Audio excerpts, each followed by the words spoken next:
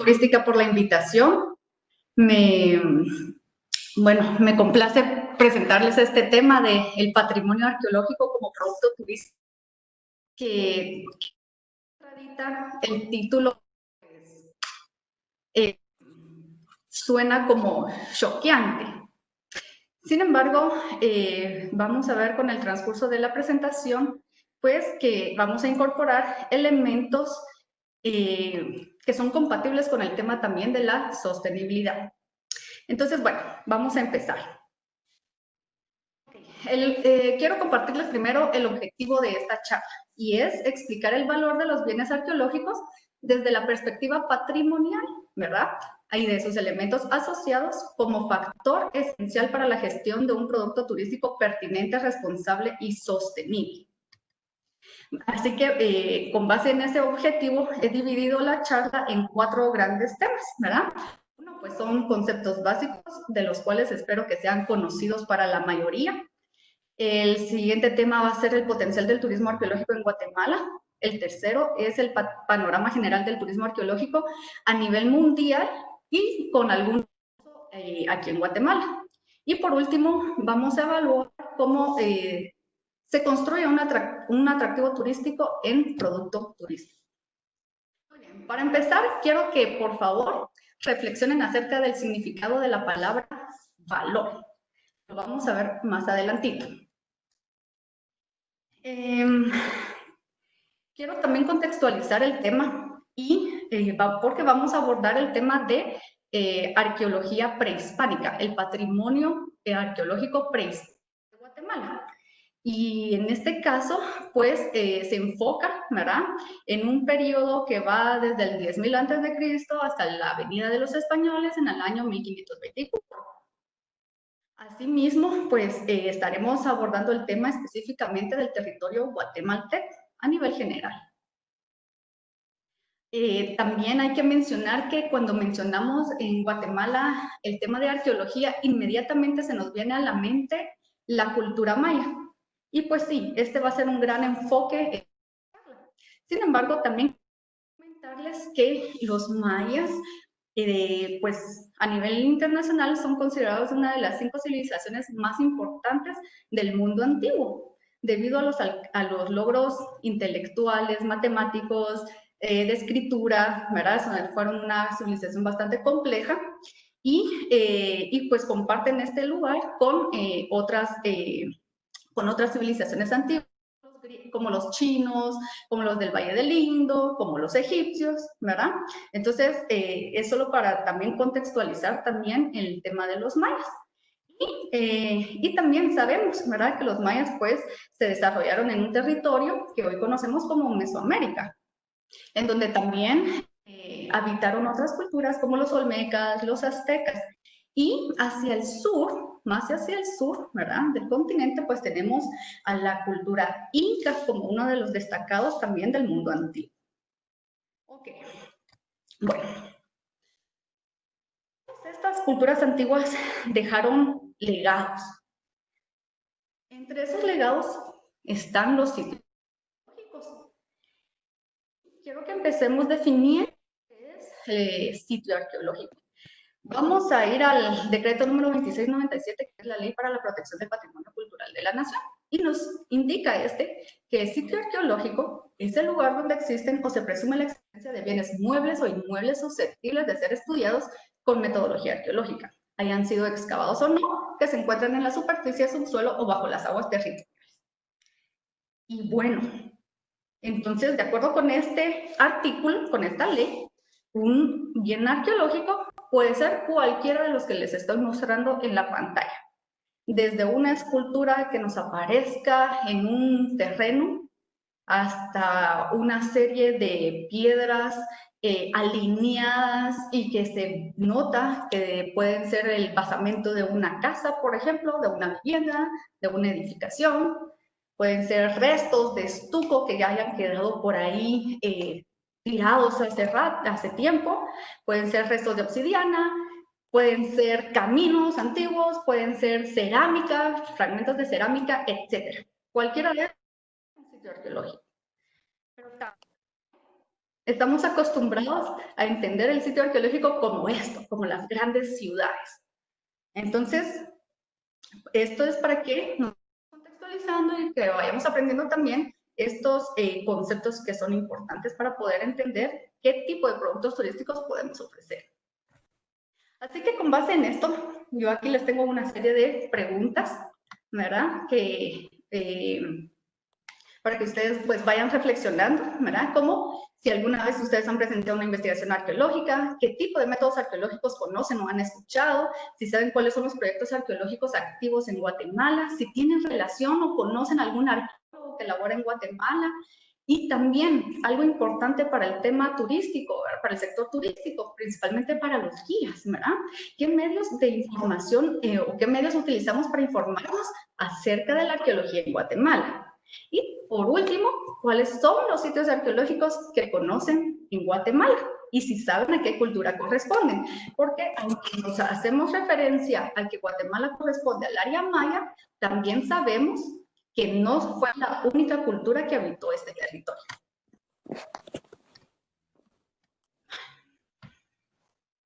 Muy bien, aquí les voy a presentar una serie de fotografías para que veamos también el tipo de metodología arqueológica que se puede ir aplicando y el cual va a ir variando dependiendo del sitio arqueológico, que se pretende investigar, ¿verdad? Entonces podemos investigar de arquitectura, podemos investigar para exponerla, ¿verdad? Y habilitarla al público en el futuro, o simplemente investigar, excavar, que es la metodología principal de la arqueología, ¿verdad? La excavación con pozos pequeños de 1 por 1, podemos hacer pozos más grandes, por supuesto, podemos trabajar a través de trincheras, podemos incluso investigar los túneles de saqueo, ¿verdad? Que han dejado los que trafican ilegalmente con el patrimonio cultural. Todo esto también puede ser parte, digamos, de una investigación arqueológica. Además, el trabajo arqueológico no se basa únicamente en la excavación. Es bien importante llevar un registro detallado de todo lo que se va encontrando en la excavación. Todo el material, tiestos de cerámica, fragmentos de cerámica, vasijas completas si es que se encuentran, entierros, hay que medir también, hay que dibujar, hay que llevar un registro gráfico, ¿verdad? Entonces, es un trabajo bastante diverso, amplio, el cual también debemos de empezar a valorar. Bueno, aunado al trabajo arqueológico, ¿verdad? Que realizan los profesionales, ¿verdad? De la arqueología, también hay que mencionar, también para valorar y comprender la labor arqueológica, las condiciones en que se trabaja, ¿verdad? Por ejemplo, sabemos que en Guatemala, aunque tenemos sitios arqueológicos de todo el país, la mayoría de proyectos se concentra en la región de Petén, en el departamento de Petén. Entonces, allá los proyectos pues no pueden precisamente estar yendo y viniendo a un área urbana, ¿verdad? Sino que prácticamente toca acampar en el sitio 1, 2, 3 meses, dependiendo cuánto dure la investigación arqueológica. Ahí sí que hospedarse, alojarse en carpas, ¿verdad? Comer, a veces toca comer frío, el trabajo es pesado, las condiciones, digamos, pues no son precisamente estar sentado en una oficina, ¿verdad? Y nos puede pegar el sol, en fin, ¿verdad? Hay un montón de variables que intervienen también en el trabajo arqueológico. Y bueno, entonces, ya que hemos visto un poquito sobre la metodología arqueológica, qué es, digamos, un sitio arqueológico, ahora quiero que comprendamos por qué los bienes arqueológicos pueden ser considerados patrimonio, que es esta palabra la que está en el título de la presentación.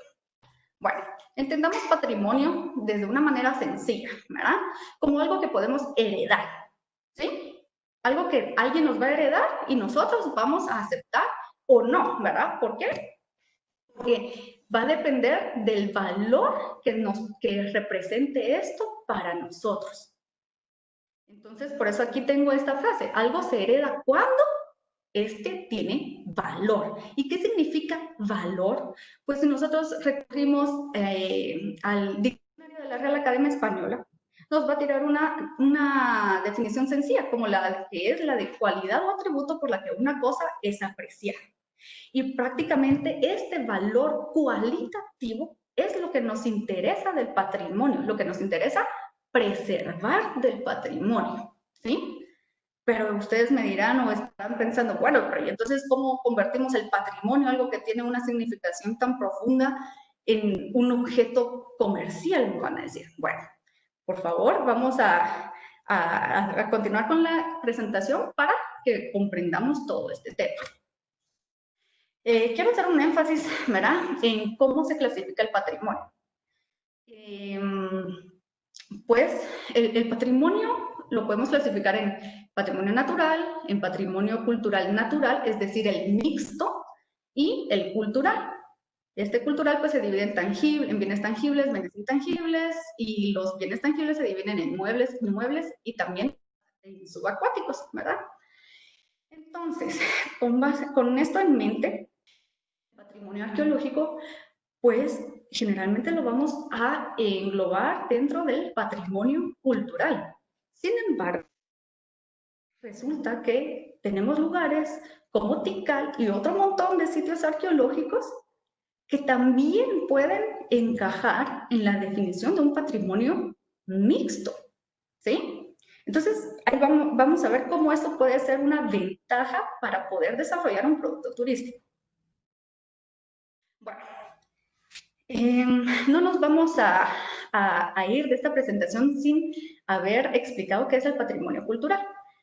También la legislación de Guatemala contempla esta definición y básicamente pues, nos dice que son todos los bienes que sean declarados, ¿verdad?, por Ministerio de Ley o por declaratoria de autoridad, lo integren y constituyan bienes muebles o inmuebles, públicos o privados, relativos a la paleontología, arqueología, historia, antropología, arte, ciencia y tecnología, la cultura en general, incluido el patrimonio intangible. Pero he aquí el elemento esencial del patrimonio cultural, y es que todos estos bienes deben coadyuvar o aportar o consolidar o fortalecer la identidad nacional, ¿sí?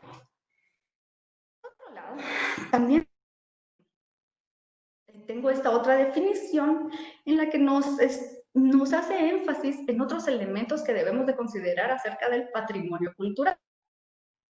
Estos elementos son que lo debemos de entender como la herencia de un grupo humano y que va a reforzar emocionalmente su sentido de comunidad, dándole una identidad propia, pero también esas características lo van a diferenciar de otros grupos humanos, ¿sí? Y entonces, ¿qué es patrimonio arqueológico? Bueno, básicamente van a ser todos esos bienes muebles o inmuebles que nos permitan reconstruir el contexto histórico de las sociedades pasadas, utilizando la metodología arqueológica. Pero no se queda allí. Para que sea patrimonio, este bien debe identificar o al menos relacionarse con la población de algún lugar, ¿verdad? Y entonces, entendiendo esto, podemos también desarrollar todo una especie de diagrama, ¿verdad?, que nos permita comprender entonces esa funcionalidad del patrimonio cultural, incluido el arqueológico.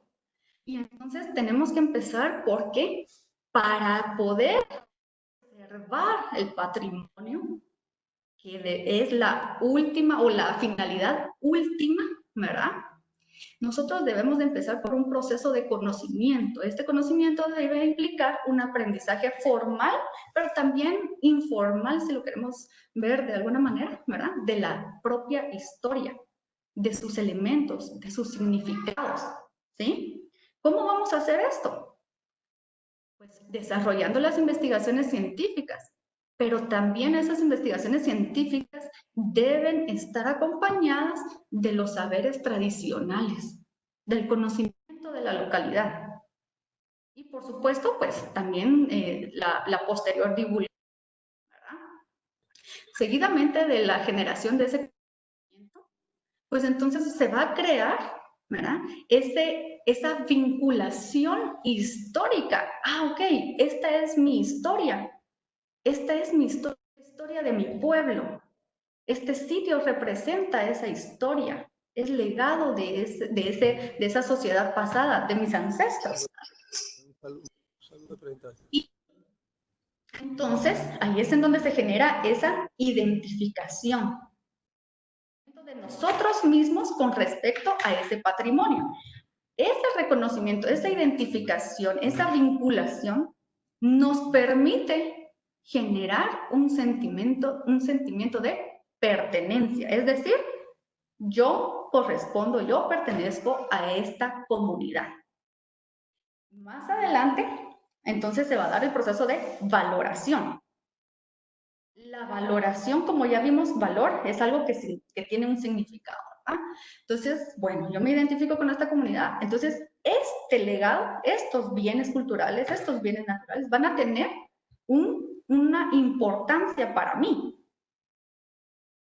Cuando yo empiezo a valorar el patrimonio, entonces empiezo también a respetarlo. Ese respeto me lleva también a sentir orgullo por ese patrimonio.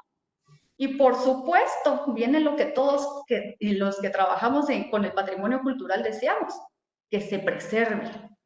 La preservación, lo que se va a lograr hasta el final. Siempre y cuando todos comprendamos, o todos los actores involucrados comprendan el valor de ese patrimonio. Y por supuesto, la preservación de ese patrimonio también permite desarrollar mecanismos para proyectos que lleven o que conlleven un desarrollo de aquellas comunidades o que estén circundantes al patrimonio en cuestión. Bueno, continuando, tenemos el segundo tema, que es el potencial del turismo arqueológico en Guatemala. Espero que, digamos, los conceptos que les he compartido, pues ya sean conocidos por ustedes y sean comprendidos. Y vamos a iniciar este segundo tema explicando haciendo una explicación básica, ¿verdad?, de las tipologías del turismo. Tenemos que comprender que hay dos corrientes importantes dentro del turismo. Una que es el turismo tradicional, en el cual se engloba, por ejemplo, el turismo de sol y playa, el turismo urbano, el turismo de entretenimiento, el turismo de cruceros y otro montón, ¿verdad? Que no los puse todos aquí, ¿verdad? Pero que van a estar enfocados en el turismo que se ha hecho siempre y en el que también participa la mayoría de los que practican turismo. Es el tradicional, el turismo tradicional o convencional también es el turismo de masas. Y entonces, a partir de los 70s, en el siglo anterior, empieza a desarrollarse otra corriente. Y esta va a ser la que conocemos hoy en día como el turismo alternativo o no tradicional. Y pues esta básicamente se va a desprender del turismo del recurso natural. Y entonces se van a generar tres corrientes importantes, como son el ecoturismo, el turismo de aventura y el turismo rural, ¿sí? Pero ojo, el turismo alternativo resulta que no va a enfocarse únicamente en la naturaleza, sino también en el aspecto cultural, en la cultura. Y entonces, esta otra rama del turismo alternativo, el turismo cultural, pues entonces va a englobar otro montón u otra serie de subproductos, ¿verdad? Como del turismo religioso, el turismo de pueblos, o el que también se le dice el turismo étnico, el turismo gastronómico, el idiomático, el de actividades programadas y, por supuesto, el turismo arqueológico o el arqueoturismo. Entonces, bueno, esto es lo que corresponde al turismo alternativo. Y por supuesto, también hay otros tipos de turismo que se han venido desarrollando conforme el tiempo. Estos pues realmente no los logramos, digamos, clasificar en el tradicional o alternativo, y por eso los puse yo en otra columna. Y este otro tipo de turismo son el MAC, ¿verdad? Que se refiere al turismo de salud y bienestar, al MICE, al voluntariado, al de visitas a familiares y amigos, al turismo educativo, etcétera. Otro montón que ya no puse yo aquí, ¿verdad? Porque cada vez aparecen nuevos tipos de turismo, dependiendo también de la motivación del visitante. De ahí surge toda esta clasificación. Bueno, espero que no se estén aburriendo con esta teoría, pero es necesaria para poder entender el último tema.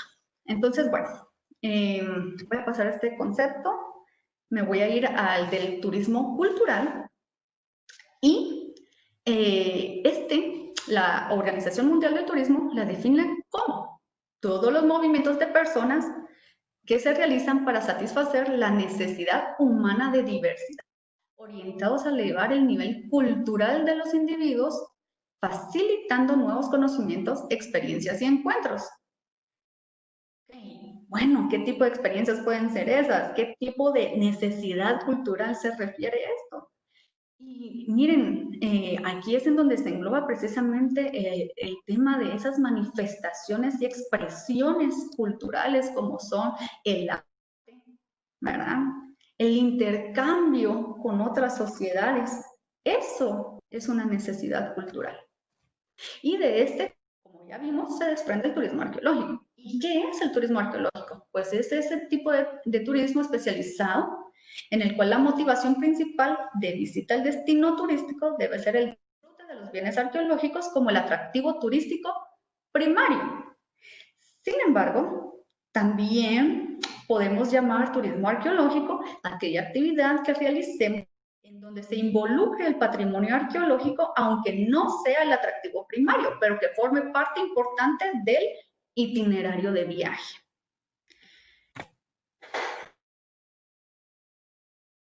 Entonces, en esta definición de turismo arqueológico nos aparece el concepto de atractivo turístico. ¿Y qué es un atractivo turístico? Bueno, en este caso, el atractivo turístico a veces se confunde o, bueno, dependiendo de los autores que uno siga, ¿verdad? También se conoce como recurso turístico. En este caso, yo voy a utilizar el atractivo turístico y lo voy a definir como los valores de un destino que despiertan el interés de los turistas por visitar, ¿sí? Este tipo de los atractivos turísticos se pueden dividir en culturales, en históricos, en naturales, etcétera, pero también tenemos esos atractivos turísticos generados. Por ejemplo, la hotelería o un atractivo gastronómico, ¿verdad? Las infraestructuras, por ejemplo, pueden ser esos atractivos turísticos construidos o generados. Entonces, el atractivo turístico son todos esos atributos que tiene un lugar, un espacio geográfico, que es la definición de destino turístico, ¿verdad? Y, bueno, ¿qué tipo de patrimonio arqueológico puede ser un atractivo turístico? Y entonces, aquí les presento dos imágenes. Una en donde tenemos una estela, ahí sí que pues no está preservada, ¿verdad? Y tenemos también una edificación con un techo caído.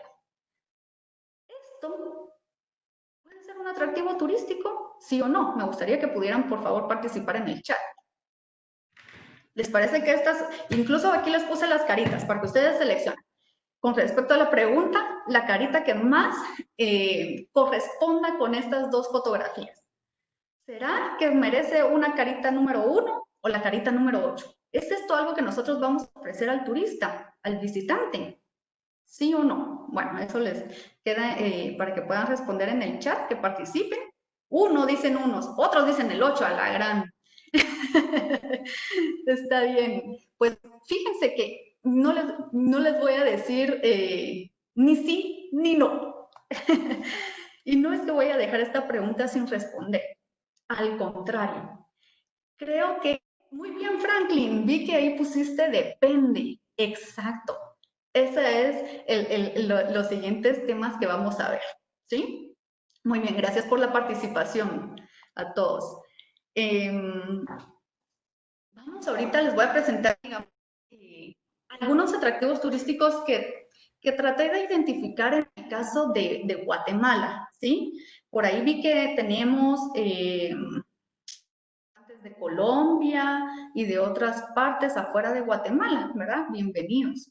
Pues bueno, los atractivos turísticos arqueológicos, y oigan, pues es atractivo turístico. Después vamos a ver otro concepto, ¿verdad? Que nos va a aclarar la mente con respecto a, ¿es esto o no algo que nosotros podemos ofrecer?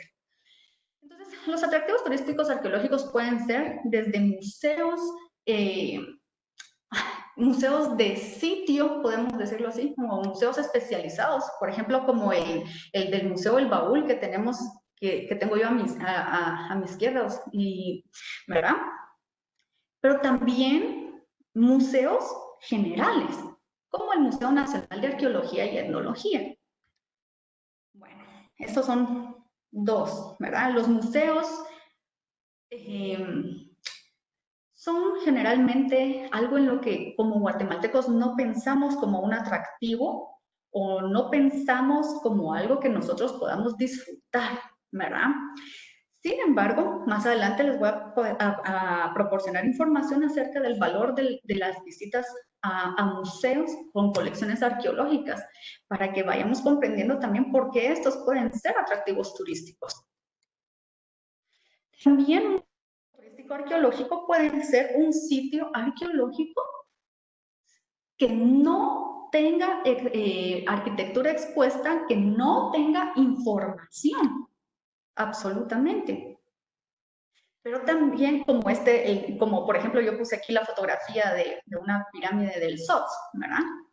Pero también tenemos el caso de Caminaljuyo, que resulta que es un sitio que ha sido ampliamente excavado y del cual solamente nos queda un parque aquí en un área, ¿verdad? En la ciudad de Guatemala, que se limita a 2 kilómetros, ¿verdad? Y en el que destacan únicamente dos áreas excavadas con arquitectura expuesta y que nos presenta algo de información. La verdad, aquí también aprovechar, ¿verdad?, para mencionar que a partir de la doctora Bárbara Arroyo empieza a gestionar Caminaljuyo, es en donde se ve el cambio y el interés por mejorar este sitio arqueológico. Bueno, otro atractivo turístico arqueológico puede ser, y lo es, por supuesto, ¿verdad? Todos esos bienes que ya hayan pasado por un proceso de conservación. Aquí yo les puse una foto del sitio El Mirador, ¿verdad? Sin embargo, tenemos que entender también que el Mirador continúa en proceso de investigación, aunque hay áreas que ya están habilitadas para el disfrute de la visitación turística. También otros tipos de atractivos turísticos arqueológicos pueden ser los sitios submarinos. Y ojo aquí, porque digamos en el caso de Guatemala, uno de los más famosos es Amabá. No es el único, pero es el que, digamos, capta la atención, ¿verdad? Con el reportaje de National Geographic y otras grandes medios de comunicación internacionales. Pero ojo aquí, el Ministerio de Cultura y Deportes emitió una resolución, la resolución número 169/2013, en la cual se prohíbe bucear cerca de esta área o es sobre el sitio arqueológico, porque resulta que hubo varios que empezaron a llevar turistas allí, ¿verdad? Y empezaron también a remover las evidencias arqueológicas. Y recordemos que el turismo debe de practicarse de una manera responsable y siempre velando por la preservación del patrimonio cultural como natural. Otro tipo de atractivos turísticos que tenemos son las cuevas. En este caso, pues tengo una fotografía de la cueva de Nactonich y también otro museo aquí que no está necesariamente relacionado con lo maya o una cultura prehispánica, ¿verdad? Pero es el Museo de Estanzuela, que está a cargo del INGUAL, ¿verdad? La entrada es gratuita, la verdad que la museografía pues está bastante bonita, es un museo bastante agradable de visita y que nos da también elementos, ¿verdad? Para conocer el pasado de Guatemala. Y también otro tipo de atractivos turísticos pueden ser las exposiciones. Quienes están o quienes radican en Antigua Guatemala tienen, digamos, la ventaja de que hay espacios en donde hay muchos espacios culturales. Y entre ellos tenemos espacios dedicados también al tema arqueológico. Por supuesto, no podemos dejar de mencionar el Museo Nacional de Arqueología. También, además de la colección permanente, pues también elaboran o se desarrollan actividades, exposiciones itinerantes, ¿verdad? Y dada la situación actual que nos ha presentado, en la cual nos vemos inmersos en este año, ¿verdad? Por el COVID-19, pues resulta que ahora también tenemos muchas charlas y recorridos virtuales a lugares arqueológicos. Así que eso también puede ser un atractivo, ¿sí? Yo también incluí dentro de esta clasificación dos, digamos que, salas, ¿verdad?, de exposición que no precisamente, digamos, muestran objetos originales de las civilizaciones o de las culturas antiguas que habitaron Guatemala. Sin embargo, hay una categoría que varios autores mencionan como los atractivos turísticos recreados, ¿sí? Y entonces, digamos, por eso traigo a colación estas dos salitas, ¿verdad? En las que se enfoca el material que presentan aquí ambas, ¿verdad? Se enfoca en el jade, ¿verdad? Ya que son fábricas de jade, pero se relaciona con un tema, ¿verdad? Como fue este material lítico utilizado por la cultura maya.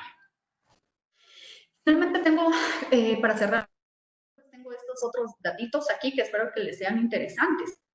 Y bueno, de acuerdo con el IDAI, hay más de 2.200 sitios arqueológicos registrados en todo el territorio nacional. 65 de estos están a cargo del DEMOPRA, que es el Departamento de Monumentos Prehispánicos, en el Ministerio de Cultura y Deportes, por supuesto. Y también interesante es que contamos con el Acuerdo Gubernativo 282-2007, en el cual se establece 25 sitios arqueológicos como parques arqueológicos. ¿Y qué es un parque arqueológico? Bueno, ¿o qué convierte a un sitio arqueológico en parque arqueológico? Pues va a ser toda la infraestructura asociada para su habilitación y visitación, ¿sí? Y por supuesto, al contar con toda esta infraestructura, se puede cobrar la entrada o una tarifa de ingreso. Sin embargo, resulta que muchos de estos parques arqueológicos definidos en este acuerdo no cuentan con una infraestructura, ¿verdad?, para la recepción del visitante y por tanto su entrada sigue siendo gratuita.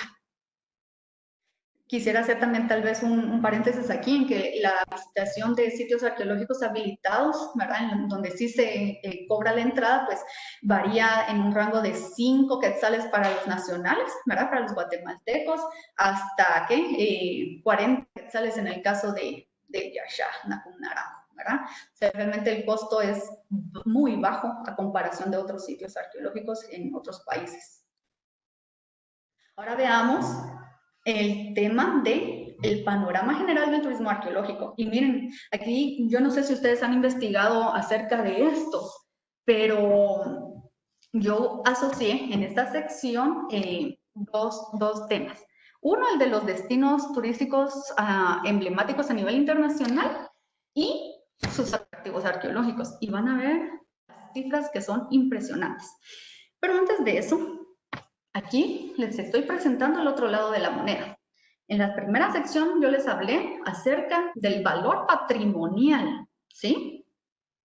Y aquí pues estamos hablando ya prácticamente del otro valor que se le da al patrimonio, con el cual pues es un tema bastante debate, por lo menos en el caso de Guatemala, ¿verdad? De cómo es posible que le vamos a dar un valor económico a ese patrimonio.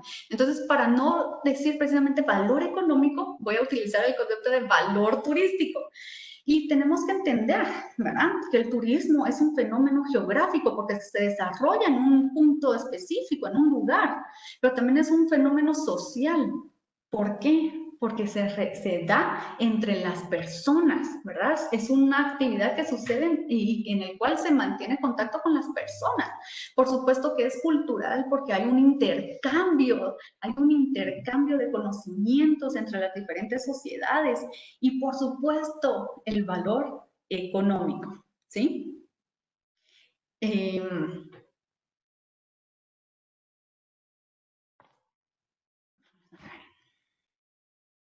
entonces,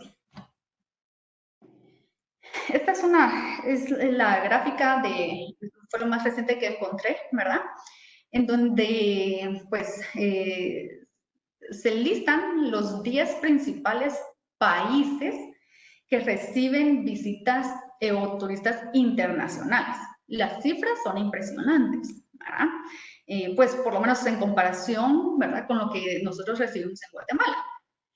Por ejemplo, en Francia, que ocupa el primer lugar, recibió en el 2018 89 millones de visitantes.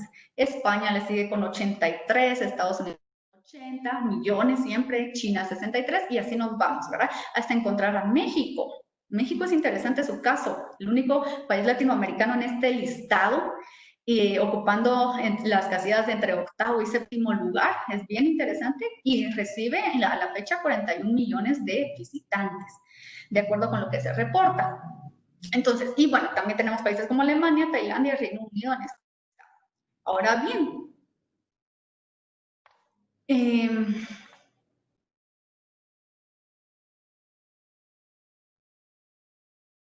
perdón, aquí veo un comentario que dice aclarar que los sitios son administrados por el Ministerio de Cultura y Deportes y no por INGUAT. Bueno, en ningún momento he mencionado eso. No sé a qué se refiere ese comentario.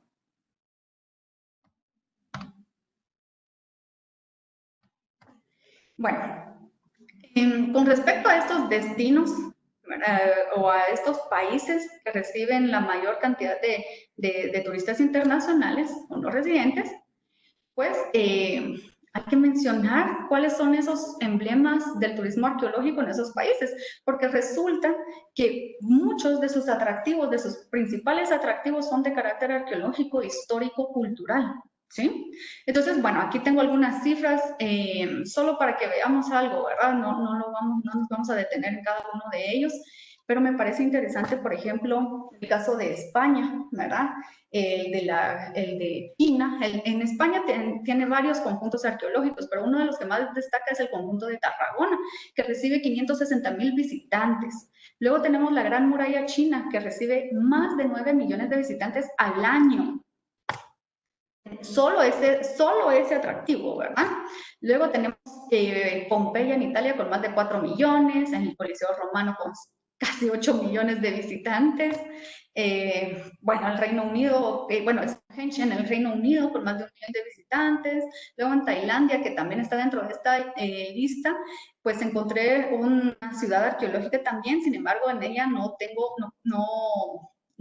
logré encontrar los datos respecto a la visitación. Por supuesto que no podemos dejar de mencionar a las pirámides que tenemos en Egipto, aunque Egipto no está en ese listado, ¿verdad? Pero solo este atractivo recibe 8 millones de visitantes al año también. Teotihuacán, por si hay alguien de México, ¿verdad?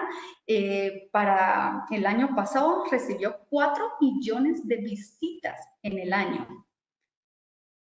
Machu Picchu, en Perú, pues lo tenemos con 1.2 millones de visitantes, ¿sí? Esas son cifras realmente impresionantes, impresionantes. Y bueno, también quería mencionar un caso regional, ¿verdad? De Centroamérica. ¿Y qué tal, Alfredo? Qué bueno que esté México presente. En el caso de Centroamérica, pues tenemos Copán. Copán también es importante. ¿Y qué tal, Balam? Qué bueno que pudo inscribirse. Bueno, de Copán, de acuerdo con la investigación que realicé, en Copán recibe 130,000 visitantes al año. ¿Cuál es el denominador común de todos estos lugares que acabo de presentar? Son todos declarados Patrimonio de la Humanidad. Eric, ya voy a responder a su pregunta con respecto a Tikal. Oye, eso lo voy a ver más adelantito, ¿sí? Entonces, bueno, en este pero también, estos son sitios arqueológicos y lo queremos definir de esta manera. Pero también es importante mencionar los museos nuevamente. Los museos son otro recurso turístico importantísimo de estos países. Por ejemplo, el Museo del Louvre en Francia recibió en el 2018, es una cantidad exorbitante ustedes, 10,200,000 visitantes. Imagínense, 10 millones de visitantes, más que cualquiera de los sitios arqueológicos que me acabo de mencionar. Y resulta que una de las colecciones más afamadas de este museo, pues es la colección arqueológica o que pertenece pues a la cultura egipcia. En fin, ¿saben ustedes cuántos y cuáles son los atractivos turísticos de tipo arqueológico en Guatemala que motivan el desplazamiento tanto del turismo internacional como del turismo interno? Además de Tikal, porque Tikal es obvio, ¿verdad? Para ambos tipos de turismo, pero ¿qué otros destinos motivan ese desplazamiento? Bueno, vamos a ver esa información aquí, ¿verdad? Realicé una investigación acerca del fenómeno, ¿verdad? Del 2012 en Guatemala. ¿Se recuerdan ustedes de ese año, ¿verdad? En el que terminaba un Bactún, ¿verdad? Entonces, pues la verdad que fue una fecha crucial para toda el área maya, ¿cierto? Y bueno, para el caso de Guatemala, encontré estos datos.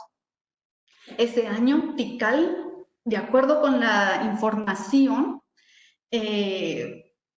pues recibió 156,000 visitantes. 156,000 visitantes.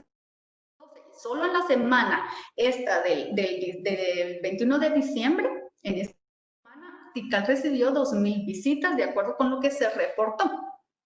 Ahora bien, antes de entrar a más información acerca de las visitas en Tikal, quiero mencionar que en el año 2012, la mayoría de visitantes a los sitios arqueológicos que tengo expuestos en esta gráfica correspondieron al guatemalteco, seguido por un porcentaje grande de público extranjero, de visitantes extranjeros, y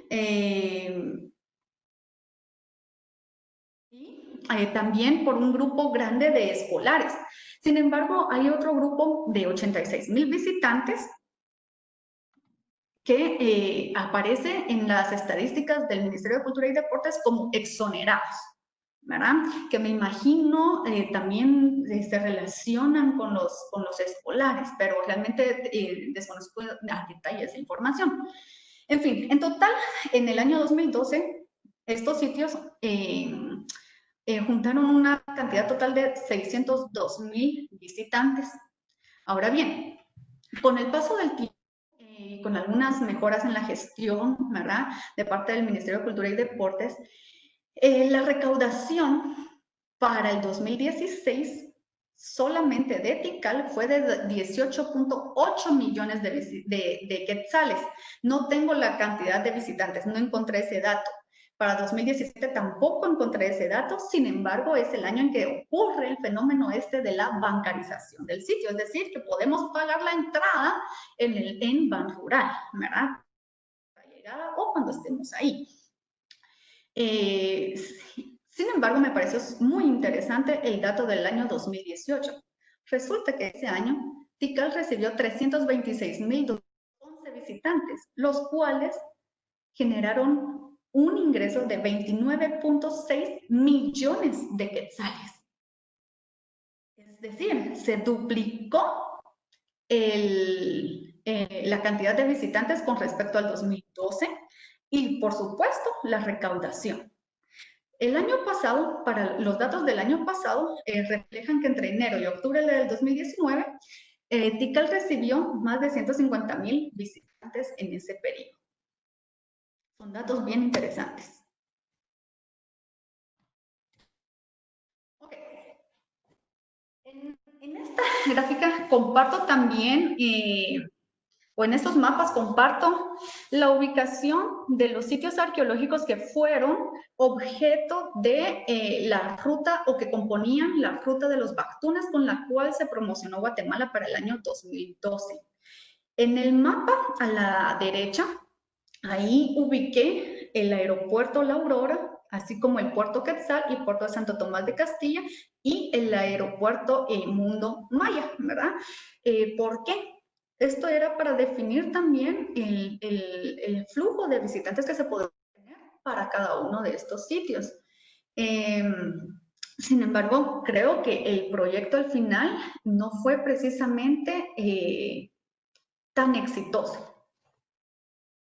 Bueno, aquí tenemos otras cifras solo de turismo extranjero, de turismo internacional, ¿verdad? No residente, a los sitios de Tikal.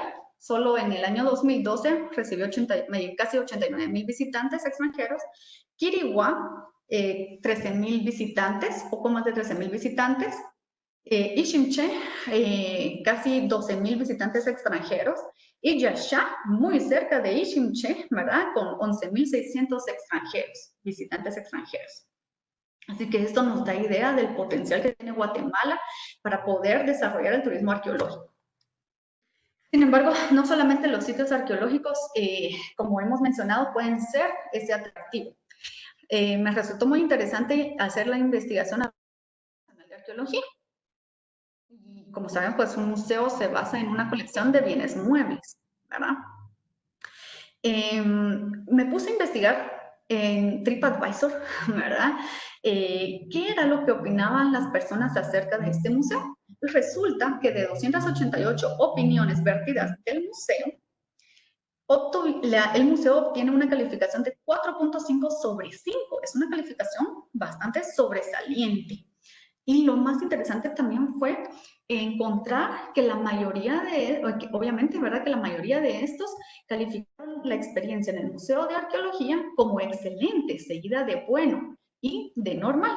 Y digamos, las calificaciones bajas, podríamos decirlo, pues son muy pocas, muy escasas, ¿verdad? Y bueno, también fue interesante ver en qué idiomas se realizaron las reviews, ¿verdad? Y tenemos no solamente español y el inglés, que fueron las mayoritarias, sino también en francés, portugués, italiano, japonés, alemán, coreano, ruso y chino.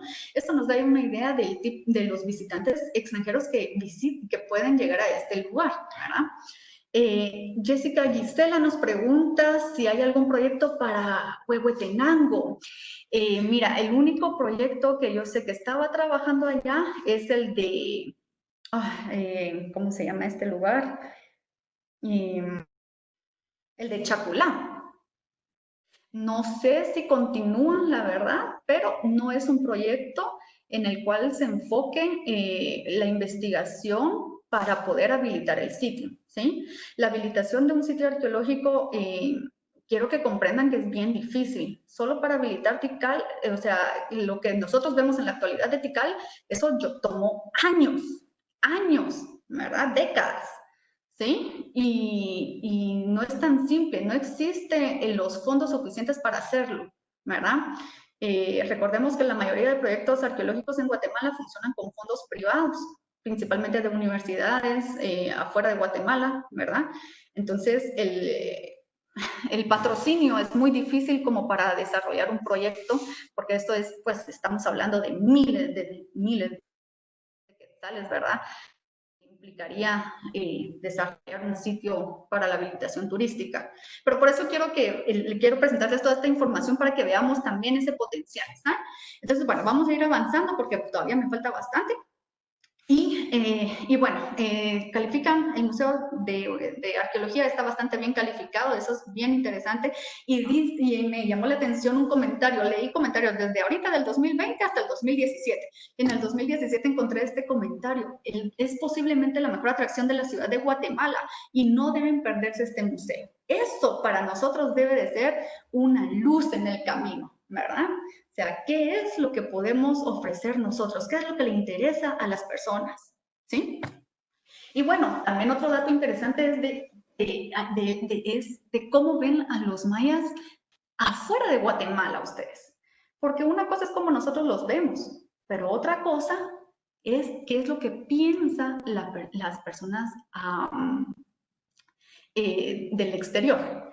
Entonces, bueno, veamos aquí. No sé si ustedes se enteraron, ¿verdad? Que en el 2016 salió una exposición hacia, hacia Europa, específicamente a Holanda o los Países Bajos, Alemania y terminó en Alicante, España.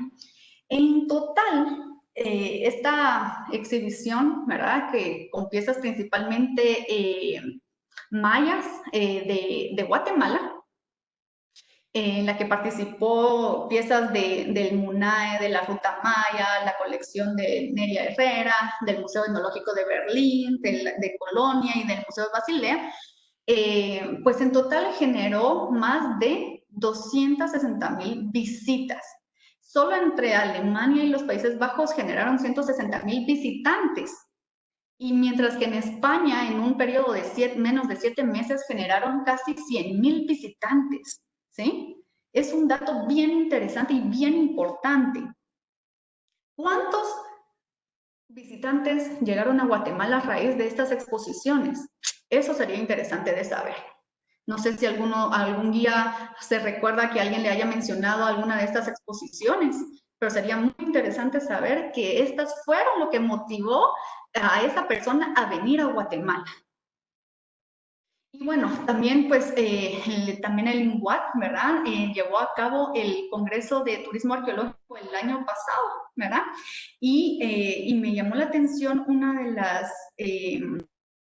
las declaraciones del ex director del INGUAT, que es que un hallazgo arqueológico no puede convertirse en recurso turístico si no ha sido objeto de una intervención que garantice su conservación y de un acondicionamiento que permita la comprensión por parte del visitante. Esto es importante que nuestras autoridades lo comprendan y él lo explicó bastante bien, así que es grato saber esto. Y por supuesto ahorita la organización Mundo Maya, en la cual participan varios de nuestros países, México, Guatemala, El Salvador, Honduras, ¿verdad?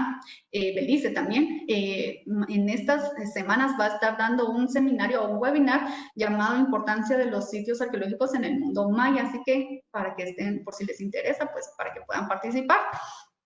Bueno, ¿por qué la arqueología es llamativa? ¿Por qué el patrimonio llama la atención de las personas? Bueno, yo les quiero, para poder entender esto, les quiero poner esta cita. Y luego les voy a hacer una pregunta. Esta cita dice, no es posible hallar expresiones propias para significar el inmenso espacio que se presenta a la vista desde esta altura. En todas direcciones, ofreciéndose el más pintoresco panorama al oriente.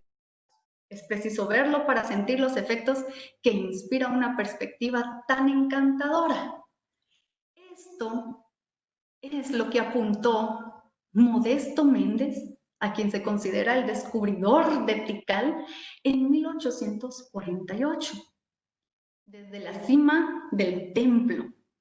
¿Qué templo creen ustedes que es? Y aquí les presento la imagen de cómo interpretaron ellos el templo en esa época. ¿Qué templo creen ustedes que fue al que llegó Modesto Méndez por primera vez? El templo 4 nos dice Marco Vinicio. Templo 4. ¿Otro? ¿Alguien? Templo 5 dice Delmi. ¿Alguien más? El Gran Jaguar, porque es el templo 1. Eso es lo que pensamos la mayoría, ¿verdad? Eso es lo que piensa la mayoría, que por ser templo 1, pues fue el que se encontró primero. Y no, Luisa nos dice el templo 4 también, y sigan repitiendo el Gran Jaguar. No, felicitaciones Delmi, ha leído bastante.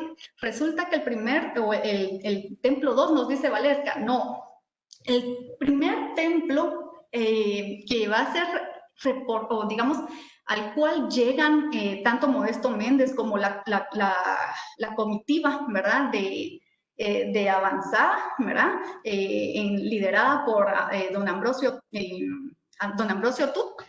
Va a ser el templo 5, señores, el templo 5, ¿sí? No el templo 1. La numeración o la nomenclatura de estos templos no tienen nada que ver con la forma en que fueron, o el momento en que fueron hallados. Muy bien. Entonces, bueno, me gustaron las palabras de don Modesto Méndez, pero también voy a ver estas otras, que es lo llamativo de la arqueología y del patrimonio arqueológico es el poder de atracción de la arqueología que se ve potenciado por el intenso valor simbólico que existe detrás de ella y la fascinación de lo lejano, de lo antiguo y de lo desconocido. Ciertamente es algo que en mi caso como arqueóloga fue algo que me llamó la atención, ¿verdad?, para poder estudiar esta carrera. Ahora bien, pasemos a nuestra siguiente sección, ya es la tercera. De atractivo turístico, producto turístico. Bueno, aquí no les voy a dar yo una cátedra de comercialización, no se trata de eso, sino que lo que quiero es que entendamos cómo funciona el sistema turístico, ¿verdad?, el cual tiene como enfoque primordial al turista. Y después, a su alrededor, se construyen otras bases, como son la cuestión organizacional del Estado y del sector privado y comunitario, ¿verdad?, civil, en torno al turista. Los sectores operativos que incluyen, las agencias, las turoperadoras, los servicios de alimentación, los servicios turísticos como los guías, etcétera, ¿verdad?, los servicios de transporte, las atracciones. Tenemos también el entorno. El entorno va a ser ese espacio natural o cultural construido, ¿verdad?, en donde se va a llevar a cabo la actividad turística. Y finalmente tenemos que todo esto está englobado entre los procesos, actividades y resultados del turismo. Este es un esquema que nos da la misma Organización Mundial del Turismo. En este proceso, actividades y resultados, pues se enfoca o se consiste en detalles que se generen a través de la investigación en la actividad turística, de las políticas que surjan, estrategias, la mercadotecnia, el monitoreo de los destinos turísticos y del desarrollo de esas políticas, pero también con la filosofía del destino turístico, establecer la filosofía del destino turístico con base en toda esta información. Ahora bien, teniendo esto, recordemos que el turista es la base, el turista es la demanda. ¿Y qué nos dice el modelo económico? No puede haber oferta si no hay demanda, ¿verdad? Entonces, para que el turista pueda acceder a ese, o más bien para que el atractivo turístico pueda llegar a manos del turista o del visitante, tiene que pasar todo un proceso. Yo aquí se lo simplifiqué en 2 etapas y en unos cuantos elementos, pero realmente esto implica una labor mucho más grande y hasta de años, ¿sí? Entonces, para que el atractivo turístico al final se convierta en un producto turístico y parte de la oferta turística, tiene que contar con infraestructura, supraestructura, y esto entonces lo va a convertir en un recurso turístico. La infraestructura, por ejemplo, va a ser todas las carreteras, los servicios de gasolina, por ejemplo, servicios los servicios básicos, etcétera, ¿verdad?, que son destinados o que son desarrollados para el beneficio de la sociedad o de las poblaciones, ¿sí? Mientras que pero que también pueden ser de utilidad para poder desarrollar la actividad turística. La supraestructura turística va a ser todas esas instalaciones construidas específicamente para la atención del visitante. Para que exista, perdón, bueno, cuando contamos con estos 2 elementos, entonces podemos nosotros transformar el atractivo turístico en un recurso turístico. Este recurso turístico va a ser algo que nosotros podamos digamos, organizar para ir conformando nuestro destino turístico. Un destino turístico puede estar conformado por diferentes atractivos, por diferentes tipos de recursos turísticos, ¿sí? Pero bueno, ¿cómo convertimos esto en un producto? Bueno, básicamente, al contar con todo este nivel de organización y de desarrollo, pues es algo que nosotros podemos ofrecer, pero no puede ser parte de la oferta hasta que exista un plan de comercialización y de promoción. ¿Por qué? Porque esto es lo que va a hacer que el turista o el visitante o el consumidor o el cliente se entere de su existencia. Y entonces, en ese momento ya va a poder competir contra otros productos turísticos. Y entonces es cuando se convierte en un bien de consumo, ¿sí? Pero tenemos que recordar que estamos trabajando con patrimonio, y esa debe ser la clave para la forma en que nosotros gestionemos u ofrezcamos nuestro producto turístico. Bueno, claro, sí, la divulgación juega un papel importantísimo. Y más que la divulgación, es la promoción, ¿verdad? La publicidad. Hay que gastar bastante. Como empresas de turismo, como guías de turistas que trabajan en sus propios productos, hay que invertir en esa publicidad. Hay que hacerlo para poder estar pues, ¿verdad? En la mente de los visitantes o de los potenciales visitantes, ¿sí? Entonces, miren, para poder hacer toda esta transformación del producto turístico, del atractivo turístico en un producto turístico, pues tiene que pasar una serie de actividades y de procesos, ¿verdad? Que no voy a entrar en detalle en este momento, pero solamente quiero comentarles, ¿verdad? Parte de planificación turística que debe de existir para gestionar de una manera adecuada un destino turístico. ¿Sí? Algunas herramientas que podemos tomar en cuenta para poder planificar adecuadamente un destino y evaluar también su potencial, porque aquí quiero hacerles énfasis también de que no todos los atractivos turísticos van a servir como un producto turístico, ¿sí? Y entonces, para ello, nosotros tenemos que evaluarlos. ¿Cómo los vamos a evaluar? ¿Qué aspectos vamos a evaluar? Bueno, yo aquí voy a presentar lo que el Centro de Capacitación en Turismo de la Organización de los Estados Americanos desarrolló en la década de los 70, pero está todavía bastante útil.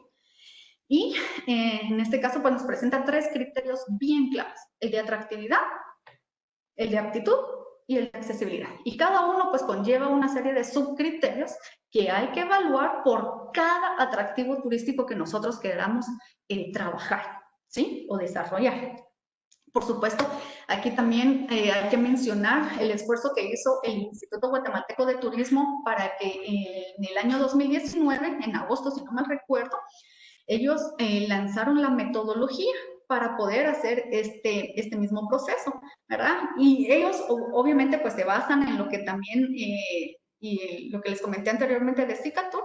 Sin embargo, también contamos con una metodología propia, ¿verdad? Que es esta, ¿verdad? Analizar el tema de aptitud y el de capacidad turística, cada una con sus propios criterios también, a la cual se le va dando un punteo.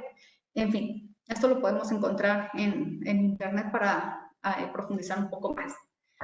Y bueno, también, como les decía, no todos los atractivos turísticos van a recibir 100,000 visitantes, ¿verdad?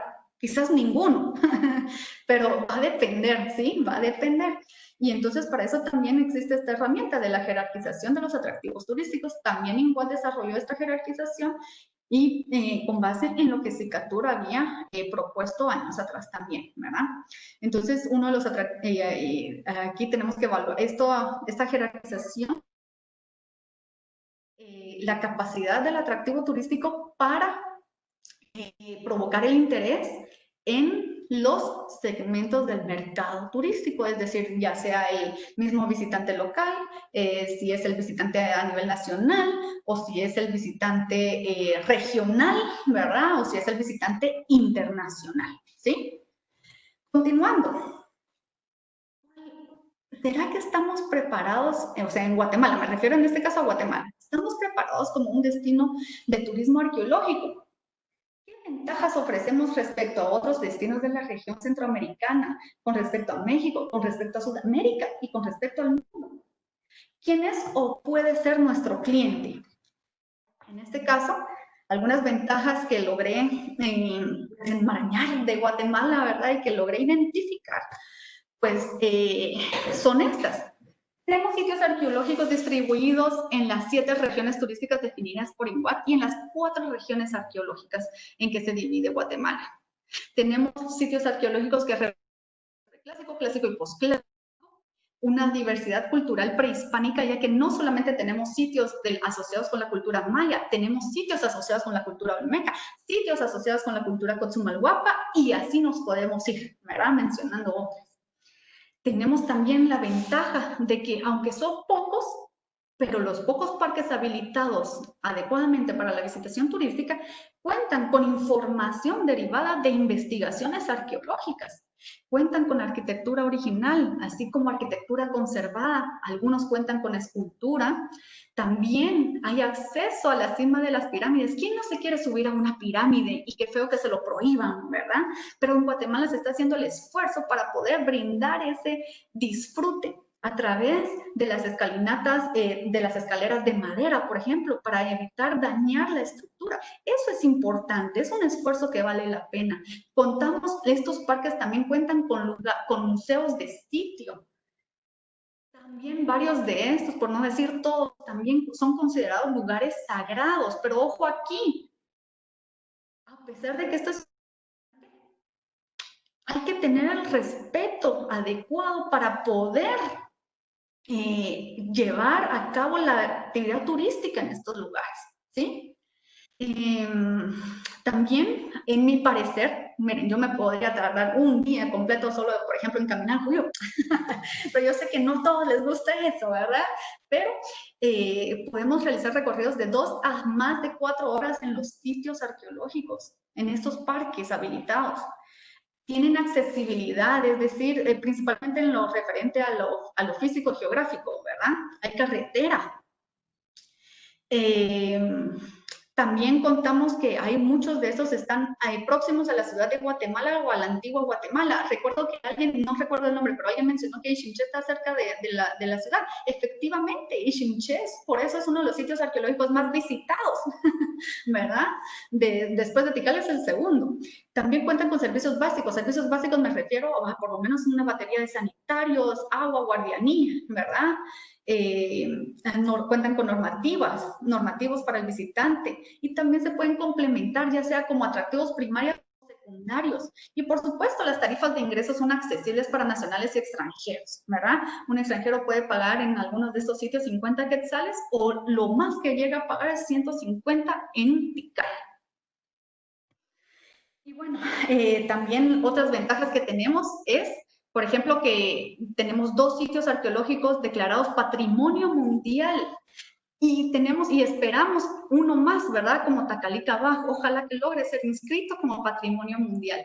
También tenemos la ventaja que hay 2 sitios declarados, o más bien que poseen el distintivo del sello verde que otorga el INGUAT para la calidad turística. Estos son Tacalica y Quiriguá. Hablando de Quiriguá, también vale la pena mencionar los esfuerzos que se hicieron, ¿verdad? O la inversión que se hizo en este caminamiento de madera, que además no solamente mejora el recorrido, sino también permite, o sea, la accesibilidad universal, es decir, permite que ya personas en silla de ruedas puedan conocer este sitio. Es el único sitio, ¿verdad?, arqueológico, ¿verdad? Porque es difícil desarrollar una infraestructura de esta naturaleza, pero Quiriguá, en este caso, pues es bastante fácil. Y también recientemente, pues tenemos que Nactunich se va también a juntar a este conglomerado de parques arqueológicos, ¿verdad?, de Guatemala. Ya la doctora Rosa María Chan está trabajando en este proyecto, y se ve que va a estar muy bonito, ¿verdad? Con todas las de ley, diríamos, ¿verdad? Y bueno, también hay que tomar en cuenta, y también se agradece aquí, pues, ¿verdad?, la inversión que hizo también INGUAT y otras instituciones, ¿verdad?, para, por ejemplo, en el caso de Caminal Cuyum, un sitio que muy pocos conocen aquí en la ciudad de Guatemala, ¿verdad?, tanto guatemaltecos como extranjeros, ¿verdad? Y podemos ver una fotografía del antes y después. También, perdón, en el caso del mismo Caminal Juyú, pero en el área de la Palangana, miren este techo. Y ahora, miren, antes uno se tenía que agachar y arriesgarse a que esos clavos oxidados, ¿verdad?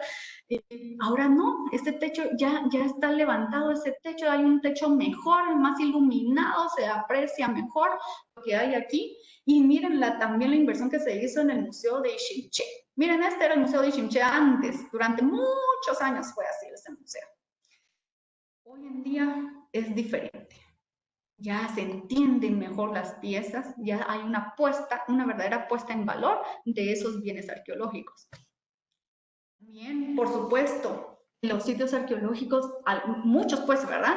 Especialmente aquellos que se ubican en el altiplano de Guatemala, en la costa sur, pues nos dan la ventaja de poder experimentar la cultura actual, la cultura moderna. Pero por favor, repito, esto no es un show, ¿verdad? Esto es algo que la gente hace porque son sus creencias.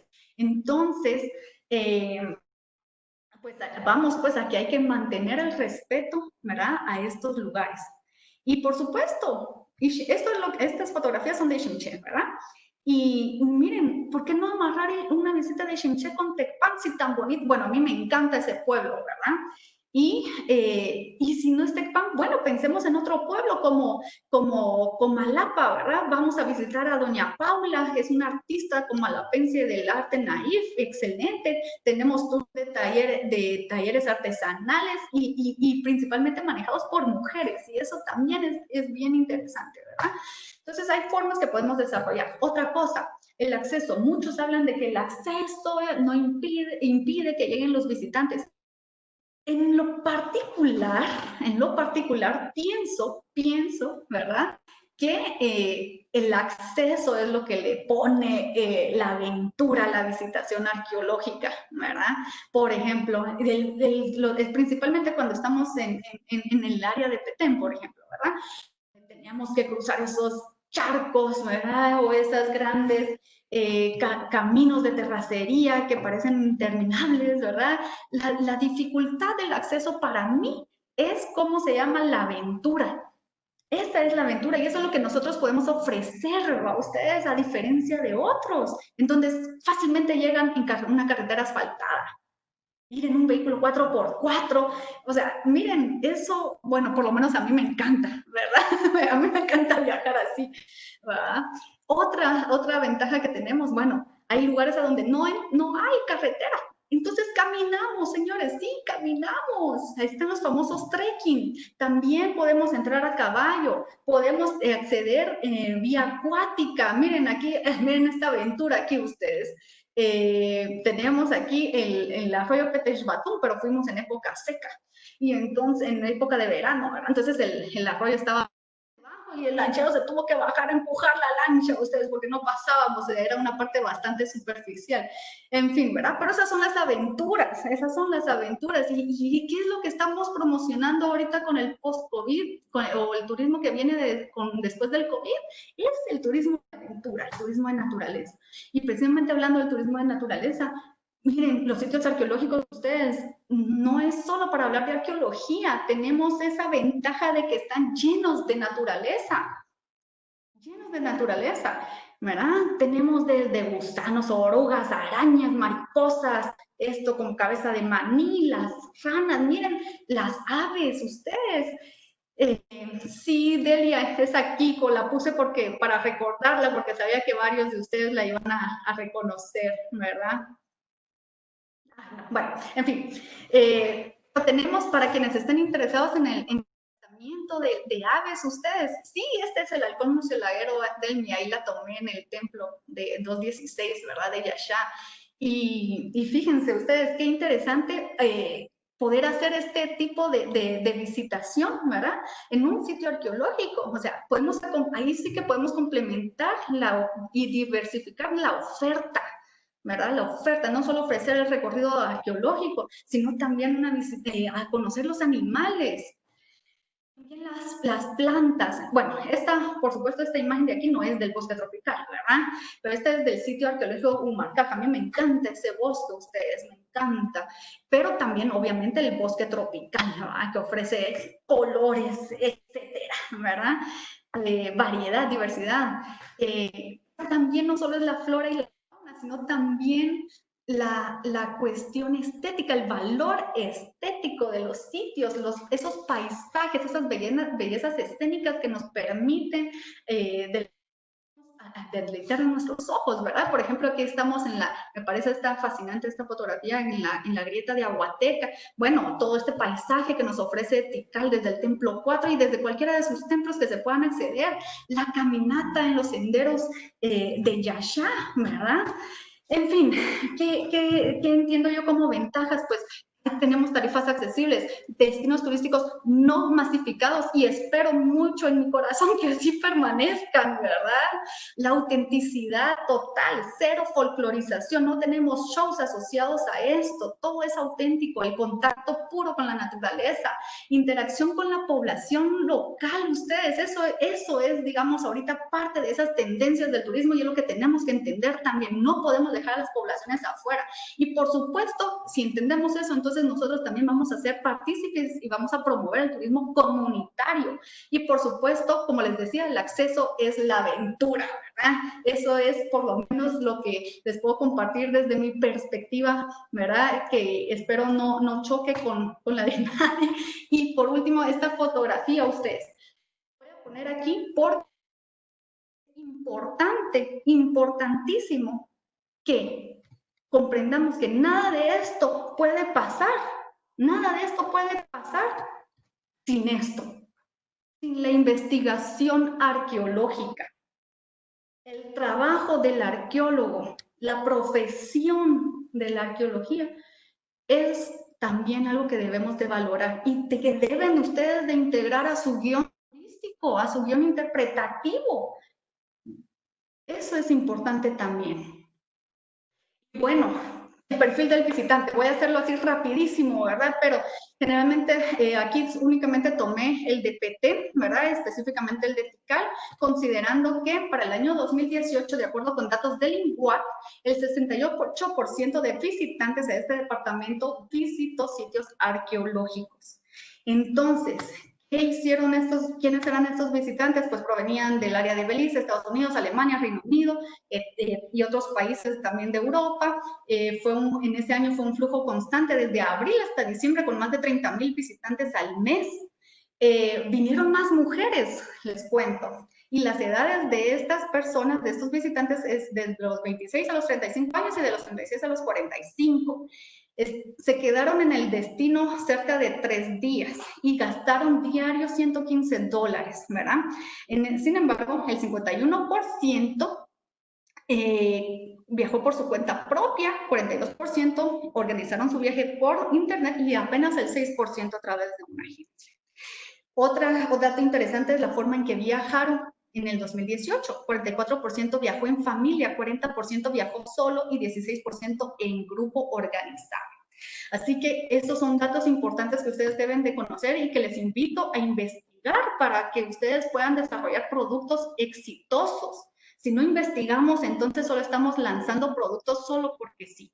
Y por último, quiero terminar con un caso de éxito, o que por lo menos yo considero un caso de éxito y que me llena de emoción poder compartirlo con ustedes y que muchos ya conocen, pues, espero yo, ¿verdad? Y que aquí se puede observar el tema, este famoso tema de la gestión colaborativa. Y un caso de Yashha, ¿verdad? Sabemos que Yashha, ¿verdad? Es un parque, bueno, es un sitio arqueológico, ¿verdad? Que pues que está declarado Parque Nacional en conjunto con Ajún Naranjo, Topozté, ¿verdad? Sitios arqueológicos también, en el cual tienen incidencia tanto CONAP como el Ministerio de Cultura y Deportes a través del IDAE. Además, es importante mencionar que Yashha es uno de los humedales, ¿verdad? Declarados también importantes por Ramsar, por esta convención, ¿verdad? Y esta declaratoria es del año 2006. Entonces, tiene varios reconocimientos, ¿verdad? Y lo que me interesa mucho aquí es que a raíz de la arqueología, ellos han desarrollado toda una oferta turística basada no solamente en la visitación a Yashha, o ¿cómo se llama? El atardecer, que es impresionante, como varios han dicho aquí, Merari, creo yo, ¿verdad? También la visitación a Nacún, principalmente en temporada de verano. Ustedes, también Naranjo. O sea, ellos han desarrollado toda una oferta bien organizada, bien funcional con respecto y en torno a Yasha, ¿verdad? Ellos mismos tienen una renta de equipo, desde bicicleta, tiendas de campaña, ¿verdad? Para poder tener esta experiencia del acampar. Tienen 14 guías locales acreditados, todos por el INGUAT. Tienen una tienda de artesanías, te ofrecen transporte, tienen venta de frutas tropicales, ¿verdad? En jaleas y todo eso, como muchos hemos visto en Facebook. Ofrecen servicio de restaurante también, el restaurante Seis Cielo, ahí en el centro de visitantes de Yerja. Tienen lancheros para ofrecernos ese tour a Tocoste y otros tipos de tours, ¿verdad? Y son 12 comunidades las que se organizaron en torno a esto, ¿verdad? Que conforman a Sodesti. Entonces, por eso lo quería mencionar. Así que pilas ahí, por favor, hacer el contacto y trabajar con lo comunitario. Por favor, mi mensaje es, las comunidades deben ser las gestoras. Y, por supuesto, recomendaciones finales, tratar a las comunidades como socias, investigar la oferta turística de gestión comunitaria en los destinos, revisar los instrumentos de planificación desarrollados por INGUAT y tratar de integrarse a los proyectos comunitarios que compartan su visión, elaborar su guión turístico con base científica, no solamente con cualquier página que encuentran en internet. Y por último, creer en la sostenibilidad porque esto va a ser parte de lo que va a estar pidiendo el turista. Así que con esto finalizo la presentación, les dejo algunas preguntas ahí por si para que como reflexión, ¿verdad? Y gracias por su atención.